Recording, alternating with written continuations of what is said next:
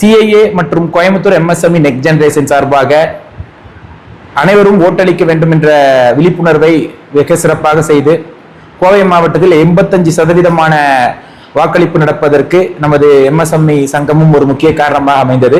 மேலும் இன்று புதியதாக அமைய உள்ள தமிழக வெற்றி கழகத்தின் திரு விஜயண்ணன் அவர்களுடைய புதிய அரசாங்கமானது மிக சிறப்பாக எம்எஸ்எம்இ துறைக்கு தேவையானவைகளை செய்யும் என்ற நம்பிக்கையுடனும், மேலும் கடந்த தேர்தல் பிரச்சாரத்தின் போது கோவை வந்திருந்த பொழுது எம்எஸ்எம்இ தொழில்துறையினருக்கு அனைத்து கோரிக்கைகளும் நிறைவேற்றப்படும் என்றும், மேலும் மின் கட்டணமானது குறைத்து அளிக்கப்படும் என்றும் அவர் கூறியிருந்தது எங்களுக்கு மகிழ்ச்சி அளிக்கிறது.